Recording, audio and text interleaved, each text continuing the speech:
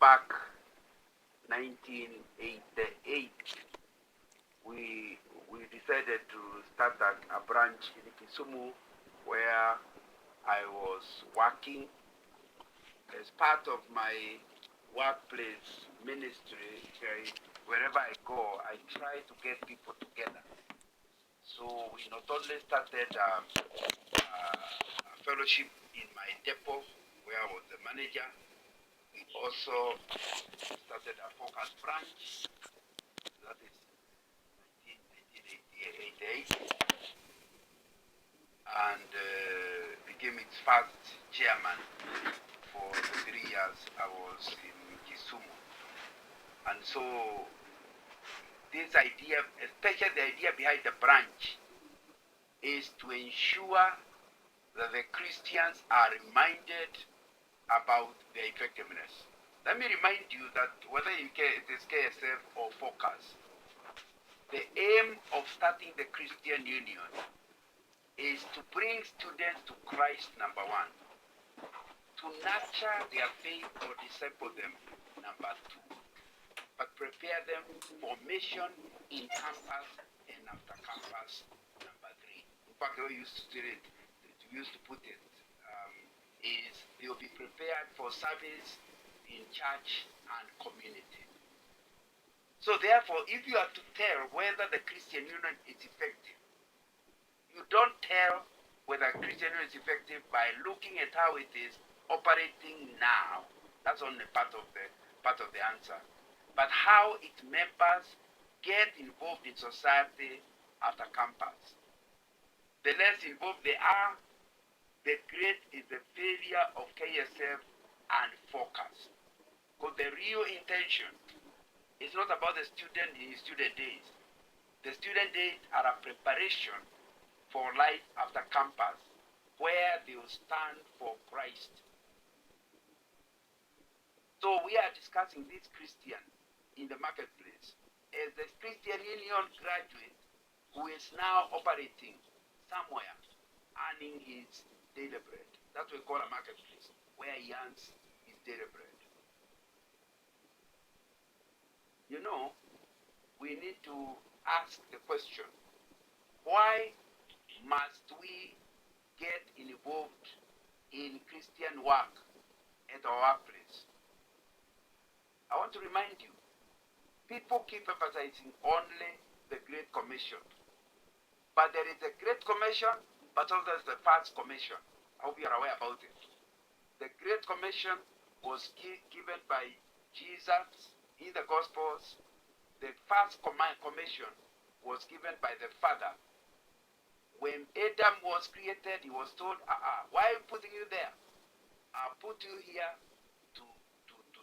to be my surrogate leader in charge on earth, to have dominion. That's the Great Commission. So it's our responsibility as people who worship God to fulfill both the Great Commission and the First Commission. And because sometimes the emphasis is only on the Great Commission, people do not look at their work as a commission from God. When you're an engineer, you do not see engineering as a call of God. And engineering is one of the ways of fulfilling the First Commission. If you're a civil engineer, you make roads that make it easier for people to travel. You are fulfilling the First Commission. If you're an accountant, you are keeping figures to ensure people don't end up fighting over things, because you can give them a report that shows accountability. That is the First Commission. If you're a doctor, you are given, in the part of the First Commission is to handle diseases that are molesting God's people. That's the First Commission. I don't know what your career is. But if you're in a career where you cannot say you are fulfilling the First Commission, that you are doing whatever you are doing for the good of man to the glory of God, that's what the First Commission is all about. So when you talk about the Christian in the marketplace, we must see him as a success only if he is fulfilling both the Great Commission and the First Commission, because both are cause to the same person, because both commissions are current.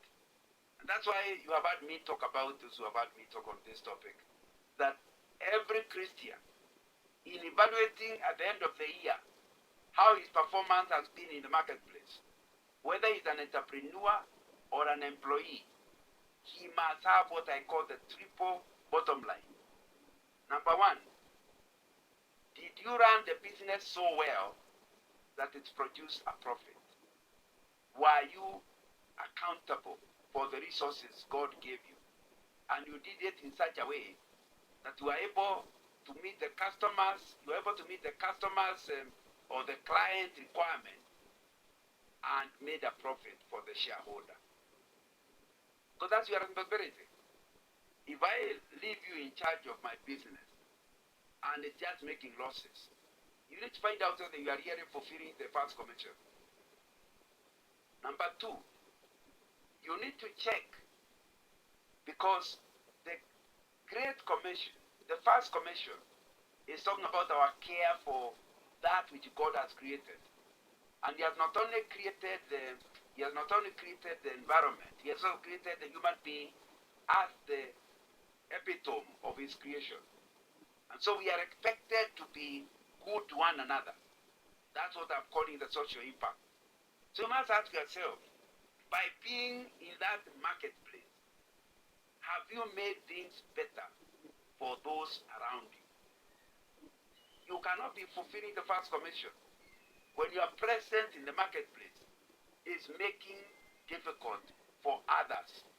That's why, for example, if you are involved in trafficking drugs, you cannot be part of the first commission. You can, actually, the question is, you cannot be a Christian. A Christian cannot carry out a business that gives him a profit which does not have positive social impact on others. So it's important to ask yourself, how is your life making life better, improving other people's lives that are around you? Whether they are called clients, subordinates, bosses, who are you working with? And how is your life impacting them? You are expected to design your year such that at the end of it you can say, yeah, this person came to the company like this, because of interacting with me, he's now like this. That's what I call the second bottom line. The third bottom line is now fulfilling the Great Commission. And the Great Commission is go. After you go, challenge the people with the gospel. If they actually accept, you are expected as part of the Great Commission to disciple them, teach them to observe whatsoever I have taught. So you need to ask yourself in your workplace, how is the first bottom line? How is the second bottom line? How is the spiritual impact of that bottom line? Is there anybody in that year who has come to know Jesus as his or her personal savior because you are in the same work environment? Is there somebody who has been a weak Christian, and because of your presence there, they have been discipled to be stronger Christians? That's your objective. We now can go to discuss how to do it, but we need to accept those three items. Some people accept and are very busy with the spiritual impact, but they are not good workers. They are not helping the shareholders to make money at all. Certainly, you are not fulfilling the first commission. Some people are good in terms of evangelism in their workplace, even in terms of making money. But they are doing that at the expense of people, exploiting the workers, exploiting the customers, exploiting the people around them. Social impact is negative. There's something seriously wrong. You know, we have good examples of people, and one of them is Paul as a tent maker. Of course, Paul is also called an apostle, but he was involved in the marketplace. we call it tent making, because instead of getting help from the Jerusalem church or the church of Antioch, he worked, he made tents, sold them, he did not support himself. But in addition to that, he evangelized. It's a good example to all of us that the fact that you are a trader in tents does not make you any less a worker of both commission, the first and the great. Paul fulfilled both of them. And we especially see the example when he is before King Agrippa.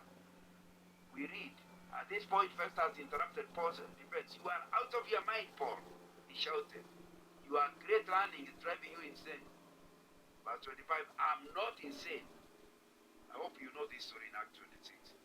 Most excellent Festus, Paul replied, what I am saying is true and reasonable.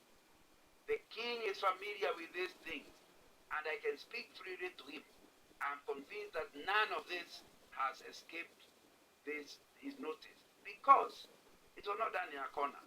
King Agrippa, do you believe the prophets? I know you do. Then Agrippa said to Paul, do you think that in such a short time you can persuade me to become a Christian? Now, let me just remind you that it's a workplace. It's actually a court. King Agrippa is the judge, and Paul is the culprit at the mercy of the judge. But even at the risk of annoying the judge and you'll get a bad judgment, he still is aware about the Great Commission. He does not say, oh, this is the time for court case, a serious matter. No. He sees the two of them happening together. So he uses his testimony and put it in an angle that changes it from the just defense to winning people for Christ. I remember talking to a friend of mine who is a golfer. And because in golf you walk a lot. You hit the ball and then walk. And I said, have you led anybody to the Lord? He said, no. When I go golf, I just do golf. Maybe he has never heard of Paul. That it is even in the middle of the court, he is thinking of the Great Commission, he is thinking of the First Commission. And he is able to wisely, without failing to do either. He is defending himself, he is also challenging people with the gospel. And I thought I would share that as an example. That you need to be aware, whatever the marketplace job you are doing, it is the same one that can give you opportunity for fulfilling the three bottom lines. And just look at Colossians 3. And here, Paul now talking, not doing, but actually talking to us about this life.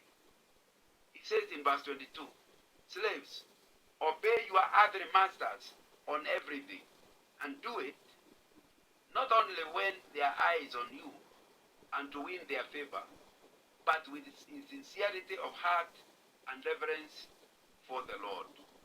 Whatever you do, work at it with all your heart. It is working for the Lord, not for men, since you know that you will receive an inheritance from the Lord as a reward. It is the Lord Christ you are serving. Please note, the word in verse 23 is whatever you do. In other words, it doesn't matter your career. In other words, it doesn't matter that you are not a pastor. Whatever you do, work at it with all your heart. And when you work with all your heart, that's how your shareholders will get a profit. When you work with all your heart, that's how you have a social impact. For that to happen, you need to remove the dichotomy. And those of you who have read my 3 books on this topic, I've written a book called the Christian Profession in the Marketplace. I've written another one called Work Ethics, and I've written another one called Integrity.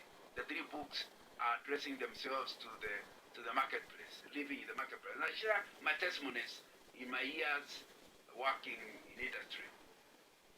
And the motivation you need to have at the back of your mind is that when you are teaching Sunday school on Sunday, you are not serving the Lord more than when your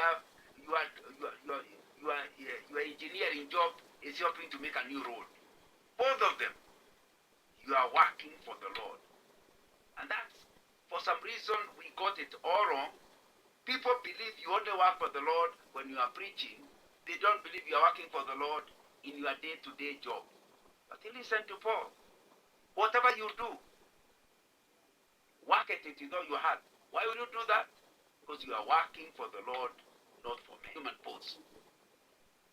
Paul knows that some of them are slaves. In fact, if you look at verse 22, some are slaves. They have people in charge of them. But they don't look at their master as a slave owner. They look at God, not for men. Since you know that you receive an inheritance from the Lord as a reward, is the Lord Christ you are serving. Let me be clear.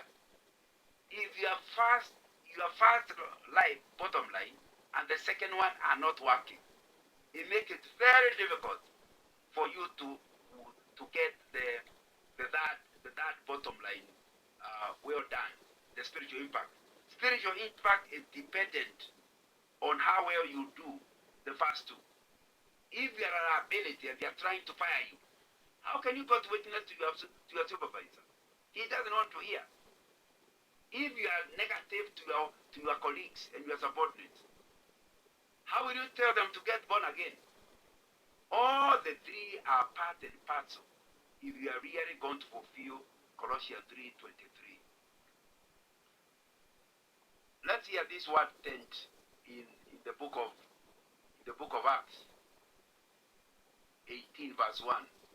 After this, Paul left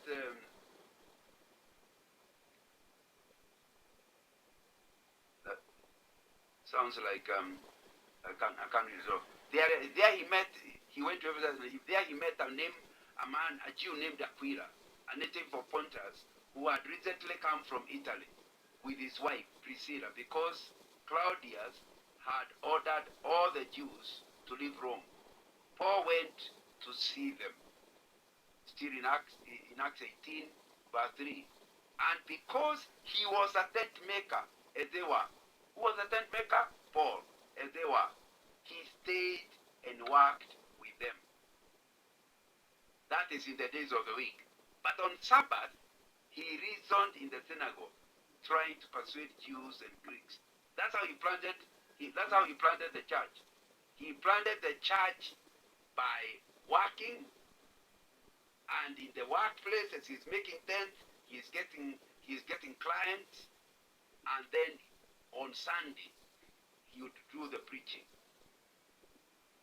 Paul used his profession as tool of ministry. Just see, the reason he was able to partner with Aquila, Priscilla and Aquila, it's all driven by his career.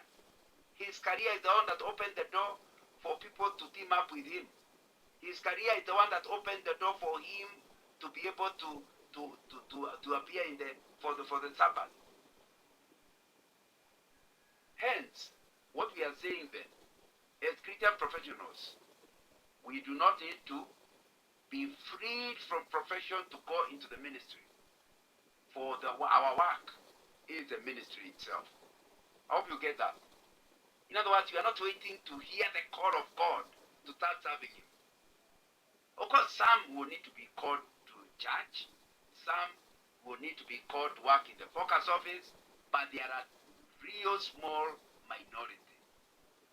95% of the church will do God's work, will fulfill the Great Commission in their workplace. So do not wait to be freed from your career, from a profession, in order to go to ministry. The work itself is the location for ministry. Number two, we do not have unbiblical thinking that ministry and profession are by definition separate activities. You have seen Paul with King Agrippa. You have seen Paul with Aquila. They are the same thing. You must be conscious wherever you are. And I try to share that testimony in my book, The Christian Professionals in the Marketplace. We do not need to see professions as enemy territory to be invaded for Christ.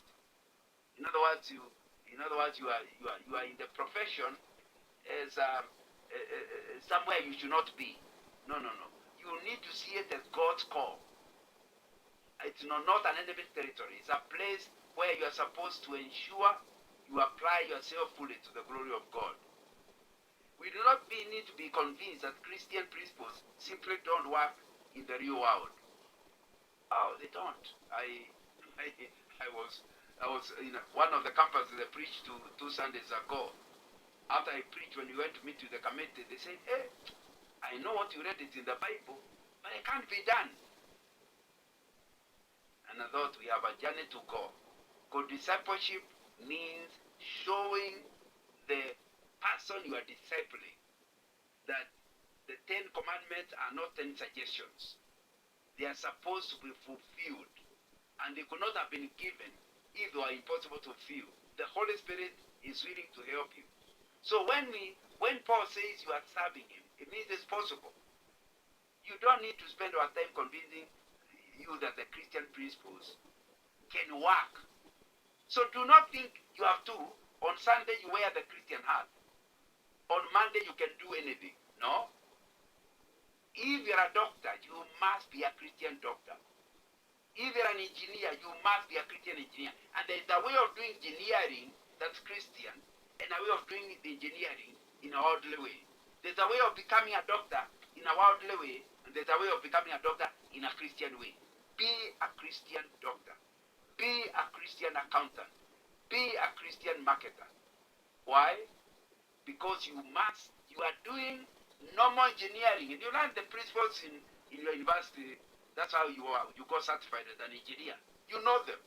But the way you apply them is different from the way non-Christians apply them. We do not need to think that our lives can be compartmentalized into the sacred. I share this in my book, The Christian Professional.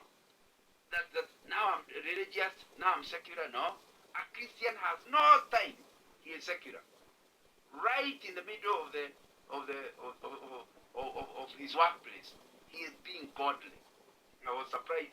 Another time my wife and I went to a couple's dinner, and the pastor kept repeating, "No, we are not in church. We are not in church." As if now they are allowed to do things in the couple's dinner that could not be done on a Sunday in church. And that's compartmentalization. You need to, whatever you do, wherever you do it, you must do it knowing that you are doing it as a Christian. Please do not assume that helping people become better off economically is an end in itself. Social, that's what I call the social impact. You are helping people. The first two items. That is a means to the bottom line. Success doesn't necessarily lead to kingdom values. It will be important that you verbalize your gospel. Don't just fulfill the first two bottom line. You must find a way of fulfilling the gospel. We would like to change the Bible, but the Bible still says faith comes by hearing. A lot of people would like the verse should have been written, faith comes by hearing, by seeing. In other words, as a good banker, they'll see my work. The clients will see how well I'm working. My workmates will see and get saved. No. Faith does not come by seeing. Faith comes by hearing. I do agree that if what they are seeing contradicts what they are hearing, it will not work. But there must be hearing. Any one of us in this group, nobody got saved without hearing the gospel. So it means that if you really want your workplace for people to get to know Jesus, you must find ways, like Paul, of using your opportunity at work in order to verbalize the gospel. How the profession will be a tool for ministry. Let me suggest several things, and I can see my time is going. Number one, by your standard of work. Whatever you do, work it with all your heart is working for the Lord. If you really want finally to share the gospel with someone, your standard of work must be your very best. It may not be better. It may not be better than mine. Nobody asks you to make it better than mine, but it should be the best you can ever do. And when people see how well you are working, that's how they'll start thinking, hey, this is a guy worth listening to. Standard of work. Your employer will start listening to you, and you say, by the way, can you give me a place for us to be holding our fellowship? Once your standard of work is something you never want to lose, you want to do anything to ensure that you are actually retained in your place of work. Your subordinates, you are setting a good example. So the first thing is, how do you do your job? Are you doing your best? Or just because your salary is small, you're also giving small service? No, it doesn't matter. Remember, here you are working for the Lord. It's not just working for men, but for the Lord. Because the Lord will give you a remuneration, even if the other one is not high enough. Of course, that doesn't mean you cannot change jobs. But before you change job, right to the last day, your standard of work must be a good example. That, in other words, when you talk about being at the workplace and influencing using the three bottom lines, it begins by the kind of work you are doing, the standard of work. Number two, standard of stewardship. 1 Corinthians 4:2 says, now it is required that those who have been given a trust must prove faithful. In other words, our life is being the steward of God's resources. And those God's resources are the people in your workplace, the property in your workplace, the finance in your workplace, the productivity of the workplace, and the profit you make in your workplace. That is what you are calling the standard of stewardship. So, is that what is seen in your is that really realized in your place of work? Do they see you as somebody who is a steward, who is doing everything in such a way that you are honoring to the owner, who is God? Standard of stewardship. Or are there things that are getting lost? The way you use the company resources is clearly not right. You go for a trip and you stay in a hotel where the bed and breakfast is 1,000 shillings. You get receipt for two. You are a thief. Let me tell you, there will be no Christianity impact at all unless you regard yourself as a steward and your standard of stewardship is impeccable. That's what it means if you are really going to make an impact in your place of work. Then, your standard of character. Look at Philippians 4:8. Whatever is true, whatever is noble, whatever is right, whatever is pure, whatever is lovely, whatever is admirable, even anything excellent or praiseworthy, think about that things.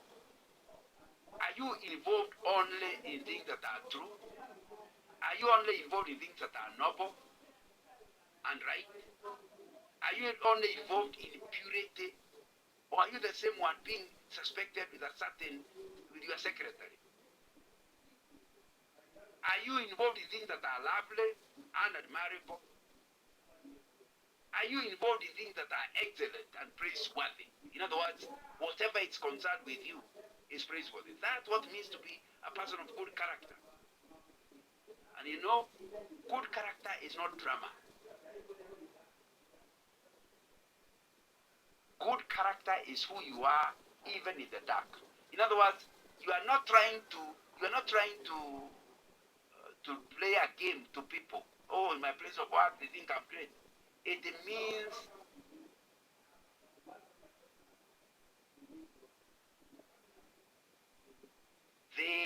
you have to be good 360. Good to your family, good to your uncle, good to your cousin, good to work. Are you aware that some of your workmates know your uncle, whom you insulted last year, and talks about this guy you work with? with my nephew and insulted me. You need to have your character needs to be not a character situation that is involved in situation or ethics. In certain places you are like this, in other places you are like the other. The standard of character is going to make you have an impact in your place of work. And then the next one is standard of caring. Philippians 2:4. Each of you should look not only to your own interest, but also to the interest of others. These are standards that the church called Salvation Army really encourages people as they go to work to have. Standard of caring. And as we talked about that social impact, are you the kind of a person like my boss used to tell me, he left university must be 65 or 66 and joined an oil company. And that those days, all managers were either Asian or white. So they were among the first Africans to enter into the executives of the company. And he talked about this boss of his was a white man. When his wife was getting a child, he said, hey, I need to go. And he said, I've not employed your wife. Continue at work.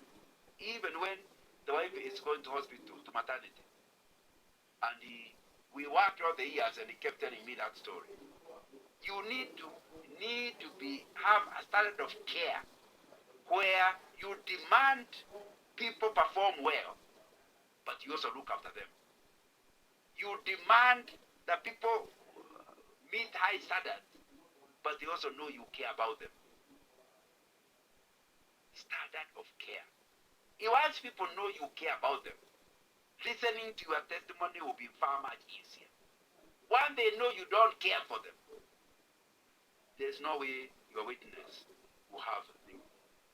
You know, for that to happen, I think you need to have good time management. And I've run out of time. You must find a way of doing your work so that you do not steal employers' time to do ministry. You must find a way of organizing your day so that you have impact in every area of your life. Let me finish by mentioning to you that everywhere I went, I began a Christian fellowship, a prayer meeting. Everywhere I went, literally. Even when I was doing an international job, I went to Shell, Ethiopia, and began a fellowship, even there. I think it's important to understand that Christians are few. And even if you are 3 at the place of work, you need to come either early in the morning before work or somewhere during the break to meet, to pray for one another, encourage one another. Number 2, in order to pray for younger people who are joining in, how by the way of orientating the new people coming towards the kingdom. That may be their soft time as they enter industry. And you need to find a way of this small fellowship, nurturing the faith and ministry of the Christian professional in the workplace. That's why you are coming together, whether you are 3 or 10 of you. Then you also discuss strategies of evangelizing your workmates. And then you discuss as a group, how can your industry influence the country, influence the professional ethics, and the industry, and the country. All those are things that you need to ask yourself whether you are